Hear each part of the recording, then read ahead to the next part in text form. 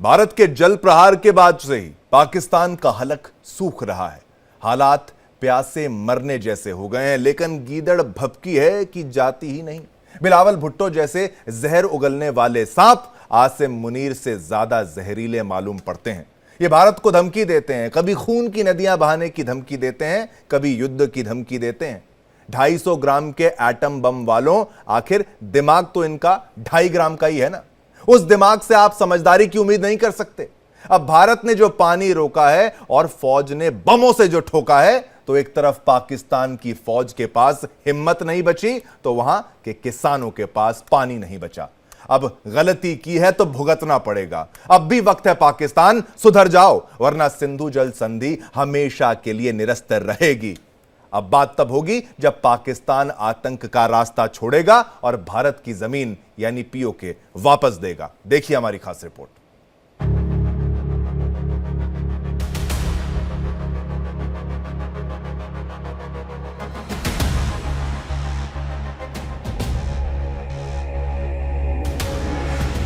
भारत का जल प्रहार, पाकिस्तान हुआ लाचार।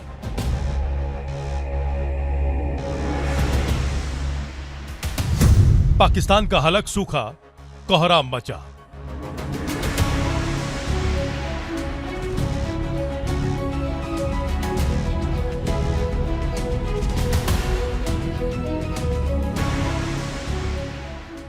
चेनाब में जो है पानी उतना नहीं है जितना पानी होना चाहिए। प्यासे पाकिस्तान का होगा विनाश, परेशान हुई आवाम।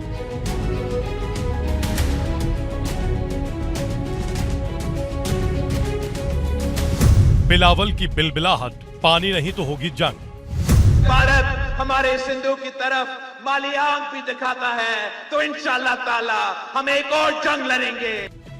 सुना आपने, ये पाकिस्तान के नेता हैं। एक तरफ पाकिस्तानी रक्षा मंत्री ख्वाजा आसिफ ये स्वीकार कर रहे हैं कि चिनाब नदी में पानी नहीं है। दूसरी तरफ पानी के लिए बिलबिला रहे पाकिस्तान के नेता बिलावल गीदड़ भभकी पर उतर आए हैं और भारत को धमका रहे हैं। हम इनको बताना चाहते हैं कि आपको सिंतास मुआहिदा मानना पड़ेगा।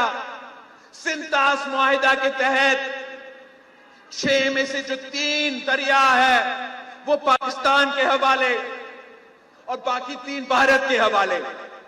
तो भारत के पास 2 ऑप्शंस है, या माने आलमी कानून माने, अपना सिंतास मुआहिदा माने और अमल दरामद करे।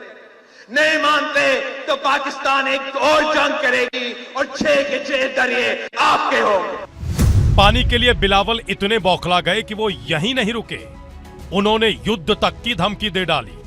भारत हमारे सिंधु की तरफ माली आंख भी दिखाता है तो इंशाअल्लाह ताला हम एक और जंग लड़ेंगे और एक बार फिर उनको शिकस्त दिलवाएंगे। पाकिस्तान को इसी सरपरस्ती का खामियाजा भुगतना पड़ रहा है।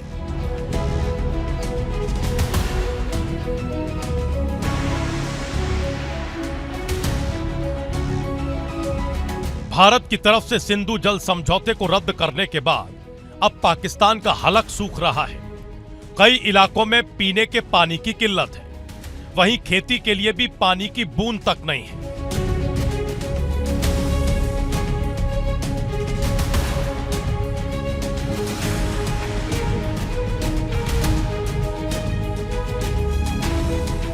भारत के जल प्रहार से पाकिस्तान में हाहाकार है। जनता त्राहिमाम कर रही है और चिनाब सूखी पड़ी है।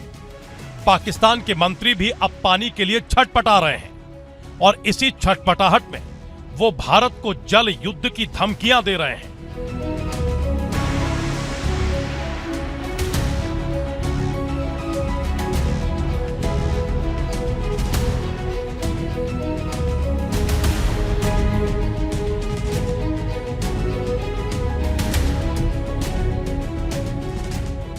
चेनाब में जो है पानी उतना नहीं है जितना पानी होना चाहिए। बर्फ़ें पिघल रही हैं, गर्मी जून का महीना जो है जा रहा है, तो पानी जो है इस वक्त जो है नहरों में 16-17 हज़ार क्यूसेक होता है, जो नहीं है इस वक्त। तो इसका मतलब है कि आहिस्ता आहिस्ता वो पानी का हथियार जो है इस्तेमाल कर रहे हैं। इसका भी सद्देबाब हो जाएगा। पहले उनको जो जंग में जो है रवायती जंग में शिकस्त हुई है, अब पानी की जंग में भी इंशाल्लाह ताला उनको शिकस्त होता है। एक तरफ पाकिस्तान के मंत्री की गीदड़ भभकी है तो दूसरी तरफ भारत अपने शब्दों, अपने फैसलों पर अटल है। गृह मंत्री अमित शाह ने साफ कह दिया है कि सिंधु जल समझौते को कभी बहाल नहीं किया जाएगा। पाकिस्तान के साथ सिंधु जल समझौता निलंबित ही रहेगा। राजस्थान के जरिए जो पानी पाकिस्तान जा रहा है, हम उसे बांध बनाकर रोक देंगे। पाकिस्तान पानी को तरस जाएगा। एक तरफ पाकिस्तान अपनी आवाम के बीच अपना सिर ऊंचा रखने के लिए भारत को गीदड़ भभकी देता है, दूसरी तरफ पानी के लिए भारत के हाथ पैर जोड़ता है।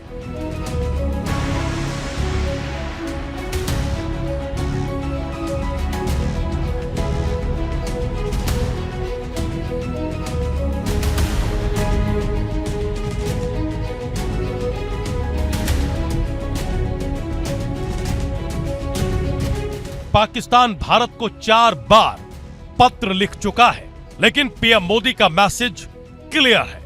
खून और पानी एक साथ नहीं बह सकते। हम आतंक की सरपरस्त सरकार और आतंक के आकाओं को अलग अलग नहीं देखेंगे। भारत का मत एकदम स्पष्ट है। टेरर और टॉक एक साथ नहीं हो सकते। टेरर और ट्रेड एक साथ नहीं चल सकते और पानी और खून भी एक साथ नहीं बह सकता। पाकिस्तान के पानी का 3/4 हिस्सा देश के बाहर से आता है। एक बड़ी आबादी जीवन के लिए सिंधु जल पर निर्भर है। पाकिस्तान की 90% फसलें इसी पर निर्भर हैं। पाकिस्तान की सभी बिजली परियोजनाएं और बांध सिंधु नदी पर ही बने हैं। ऐसे में पाकिस्तान की गीदड़ भभकी ज्यादा दिनों तक चलने वाली नहीं है। उसे मालूम है कि भारत की मदद के बिना वो भूखा और प्यासा मर जाएगा और ऐसे में उसे भारत के हाथ पैर जोड़ने ही होंगे। Bureau report, India daily.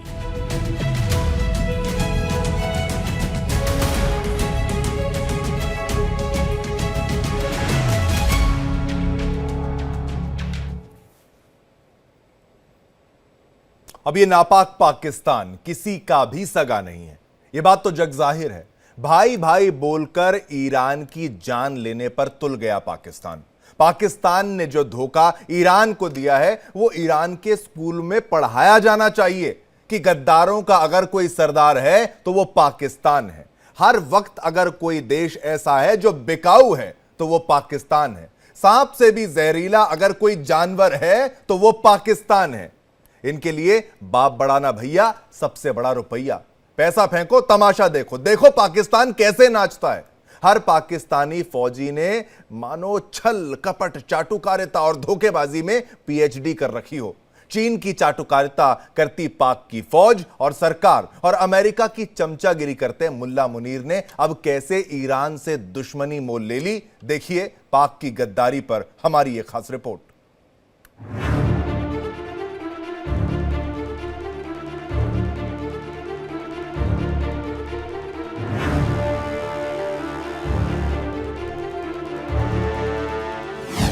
गद्दार गद्दार गद्दार, मुल्ला मुनीर निकला गद्दार।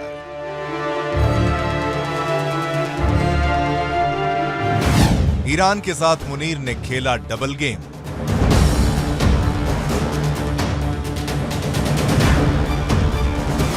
पहले मीठी मीठी बातें, फिर चाकू घोंप किया खेल। ईरान दुनिया के लिए हॉर्मुज रूट बंद कर रहा है तो पाकिस्तान ने अपना एयर रूट अमेरिका के लिए खोल दिया है ताकि वो आराम से खलीफा के देश में एंट्री कर सके और बम बरसा सके। पाकिस्तान ने अपने एयरबेस और पोर्ट को देने का सौदा कर लिया और वो भी अमेरिका के साथ, ताकि वो ईरान के खिलाफ इसका इस्तेमाल कर सके। ये दावा ईरान का है। मुनीर ईरान के खिलाफ ट्रंप का मोहरा है। ये दावा ईरान की ओर से किया गया है। इससे पाकिस्तान की नेशनल असेंबली में जमकर बवाल मच गया है।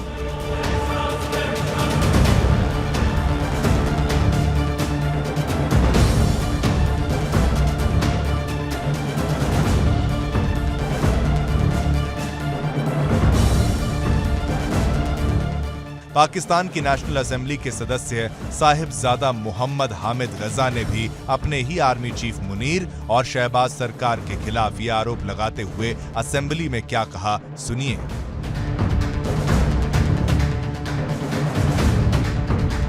जवाब देना कि पूरा इंटरनेशनल मीडिया ये कह रहा है कि आप अपनी एयर बेस देने जा रहे हैं ईरान के खिलाफ, आप अपना समुंदर देने जा रहे हैं ईरान के खिलाफ।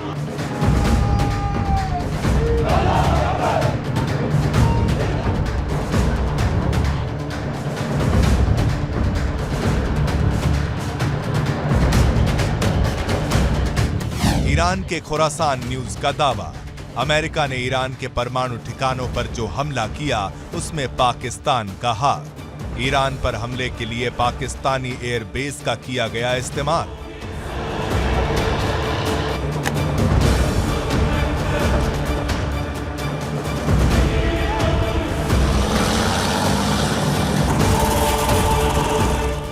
पाकिस्तान कितना दगाबाज है, आप इस बात से समझिए।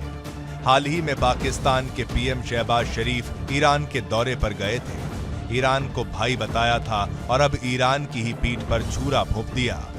गद्दारी पाकिस्तान की फितरत है, इसकी एक नहीं दसियों मिसालें हैं।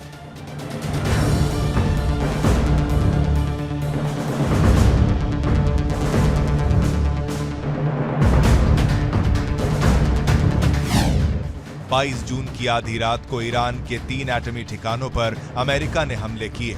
इससे ठीक 4 दिन पहले पाक आर्मी चीफ मुनीर ने ट्रंप के साथ लंच किया।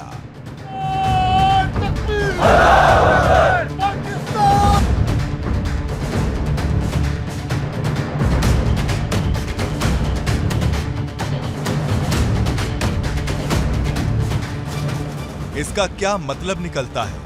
जिस दिन पाकिस्तान ने ट्रंप को शांति का नोबेल पुरस्कार देने का प्रस्ताव दिया, उसके दूसरे दिन ही ट्रंप ने ईरान पर 13,000 किलो के बम बरसाए। इसका क्या मतलब निकलता है? 15 जून को पाकिस्तान ने ईरान की पीठ पर तब खंजर घोंपा जब 13 जून को इजराइल ने ऑपरेशन राइजिंग लायन शुरू किया। 13 जून को इजरायली हमले में ईरान के आर्मी चीफ मोहम्मद बघेरी मारे गए। इससे 19 दिन पहले आसिम मुनीर की बाघेरी से मुलाकात हुई थी, जिसमें मुनीर ने उन्हें एक हाई एंड कलाई घड़ी गिफ्ट की थी। ये घड़ी जीपीएस बीकन से लैस थी। इससे बघेरी कब कहां कैसे मूव कर रहे हैं, इससे अमेरिका और इजराइल उन्हें ट्रैक कर रहे थे। इस मौत का क्या मतलब निकलता है? इन सभी घटनाओं का बस एक ही मतलब है, गद्दारी।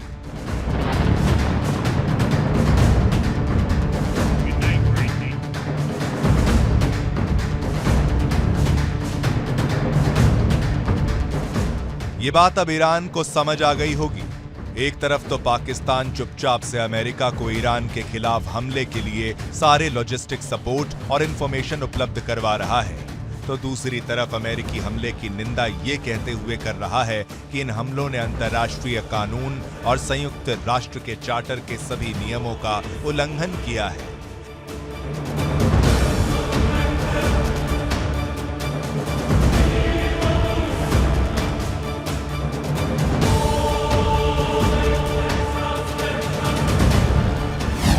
ईरान और पाकिस्तान का 900 किलोमीटर का लंबा बॉर्डर है। ईरान वो पहला देश था जिसने पाकिस्तान को एक देश के तौर पर 1947 में मान्यता दी थी। 1971 के भारत पाकिस्तान युद्ध में ईरान ने पाकिस्तान की सैन्य और कूटनीतिक मदद की थी। कश्मीर मुद्दे पर भी कई बार ईरान ने पाकिस्तान का समर्थन किया है, लेकिन पाक से सहयोग के साथ साथ झड़प का भी लंबा इतिहास है। पिछले एक दशक में ईरान और पाकिस्तान में करीब 15 बार झड़पें हुई। पाक और ईरान दोनों का एक दूसरे के अलगाववादी गुटों को पनाह देने का आरोप रहा है। पाकिस्तान में भी बलूचिस्तान है और ईरान में भी सिस्तान बलूचिस्तान प्रांत है।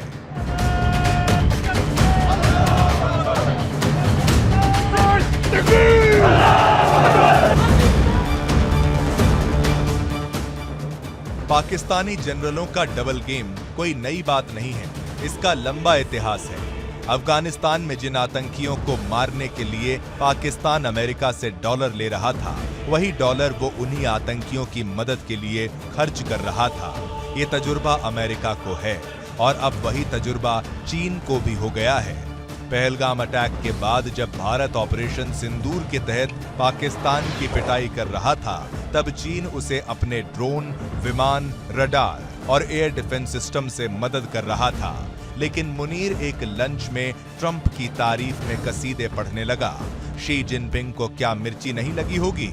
चीन को भी ये बात जितनी जल्दी समझ आ जाए उतना उसके लिए ठीक होगा कि ऐसा कोई सगा नहीं जिसे पाक ने ठगा नहीं। Bureau report, India daily.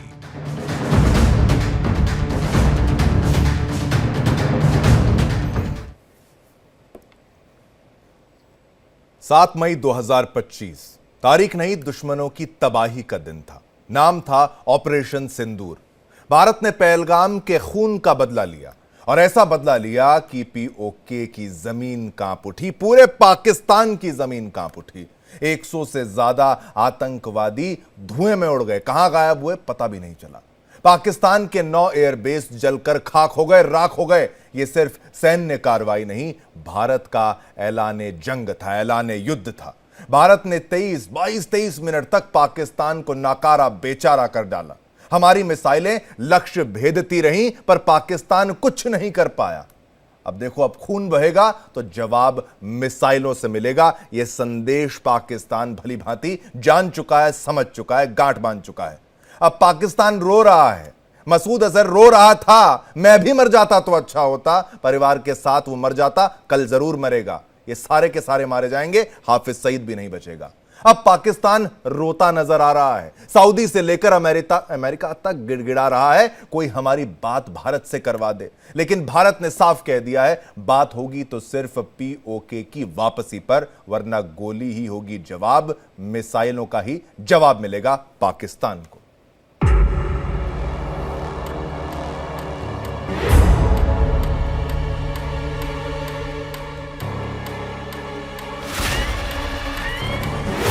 पहले हमला, फिर बर्बादी और अब गिड़गिड़ाहट। पाकिस्तान की वही पुरानी स्क्रिप्ट, लेकिन इस बार स्टेज भारत का नहीं, सऊदी अरब का है। पहलगाम में 26 निर्दोषों की हत्या के बाद भारत ने 5 सर्जिकल फैसले लिए और जब ऑपरेशन सिंदूर की आग इस्लामाबाद तक पहुंची तो शहबाज शरीफ घुटने पर आ गए और सऊदी प्रिंस मोहम्मद बिन सलमान के सामने हाथ जोड़ते दिखे। प्लीज हमारी भारत से बात करा दो। चौंक गए, ये दिल्ली नहीं रियाद है। और यहां शहबाज शरीफ ने भारत से बात की भीख मांगी है, क्योंकि पाकिस्तान जान चुका है अब ना सिंधु का पानी बचेगा और ना पीओके पर कब्जा। 7 मई भारत ने किया ऑपरेशन सिंदूर, पीओके में मचाई तबाही, 100 से ज्यादा आतंकवादी मारे गए, पाकिस्तान के 9 एयरबेस तबाह हुए और उसके बाद पाकिस्तान का सुर बदल गया। पहले खंजर निकाला, अब रुमाल लहराने लगा है। ये वही पाकिस्तान है जो हमला करता है और फिर छाती पीटता है। लेकिन अब भारत के जवाब बदल चुके हैं। भारत ने पाकिस्तान को साफ साफ लहजों में समझा दिया। प्रधानमंत्री नरेंद्र मोदी कई बार बोल चुके हैं, खून और पानी एक साथ नहीं बहेंगे। और फिर 1990 की सिंधु जल संधि को स्थगित कर दिया गया। नई दिल्ली में पाक उच्चायोग की ताकत भी घटाई गई। भारत ने पाकिस्तान को साफ कह दिया, अब कोई बात सिर्फ पीओके की वापसी पर होगी। दरअसल भारत ने पाकिस्तान की नापाक हरकतों के बाद खेल के सारे नियम बदल दिए और अब पाकिस्तान के पास बचा सिर्फ एक विकल्प, घुटनों पर आकर मिन्नतें करना। पहले अमेरिका के मार्को रूबियो के आगे गिड़गिड़ाए, फिर सऊदी अरब के युवराज मोहम्मद बिन सलमान के सामने सिर झुकाया। शहबाज शरीफ का नया राग, हम बातचीत के लिए तैयार हैं सभी मुद्दों पर, जल, व्यापार, आतंकवाद, कश्मीर, बस बात करा दो।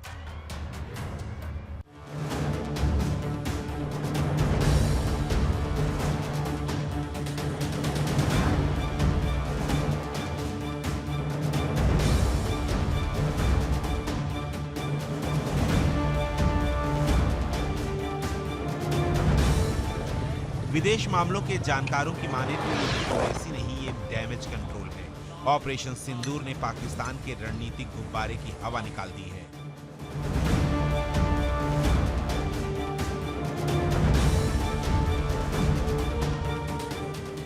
जहां भारत स्पेस से लेकर समंदर तक मार रहा है, वहीं पाकिस्तान अब अपने ही ड्रोन से डर रहा है।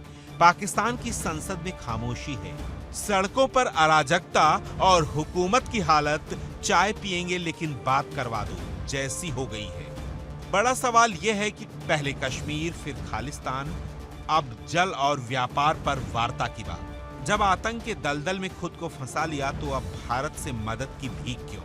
हिंदुस्तान ने बार बार चेताया आतंकवाद छोड़ो तब बात होगी, लेकिन पाकिस्तान के डीप स्टेट ने नहीं सुना।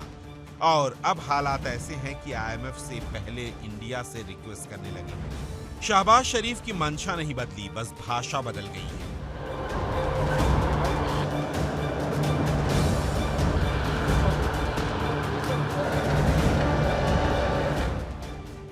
भारत बोले सिर्फ POK की वापसी पर होगी बात। पाकिस्तान गिड़गिड़ाया आतंक, व्यापार, जल सब पर बात कर लो।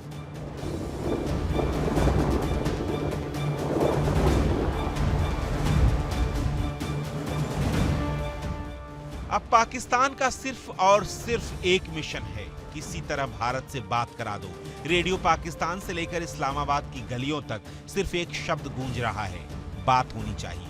लेकिन भारत का जवाब साफ है, अब सिर्फ हिसाब होगा, संवाद नहीं। 41 दिन पहले जिस देश ने भारत की धरती पर खून बहाया, आज वही देश अपने आंसू दिखाकर वार्ता मांग रहा है। लेकिन अब ना वो वक्त है ना वो भारत। अब इंडिया सिर्फ जवाब नहीं देता, हिसाब चुकाता है। शुभांशु शुक्ला के रॉकेट से लेकर ऑपरेशन सिंदूर की मिसाइलों तक अब भारत हर मोर्चे पर पाकिस्तान को मात दे रहा है। और ये संदेश इस्लामाबाद तक नहीं, दुनिया तक गया है। अब भारत वार्ता नहीं करता, वार करता है। Bureau report, India daily.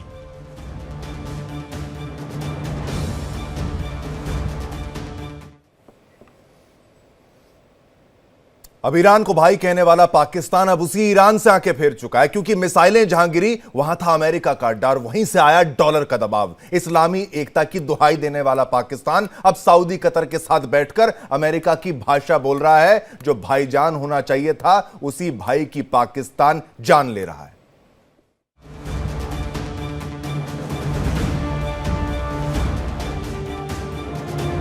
पश्चिमी एशिया में जंग का बाजा बच चुका है। ईरान और इजराइल आमने सामने है, अमेरिका मैदान में है और पाकिस्तान को भी कहता था तेहरान मेरा भाई है। और अब उसी भाई के खिलाफ कतर अमेरिकी खेमे में नजर आ रहा है।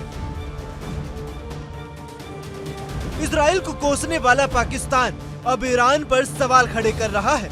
क्यों? क्योंकि ईरान ने अमेरिका के कतर बेस पर मिसाइलें दाग दी और पाकिस्तान का भाईचारा एक मिसाइल की मार से चटक गया।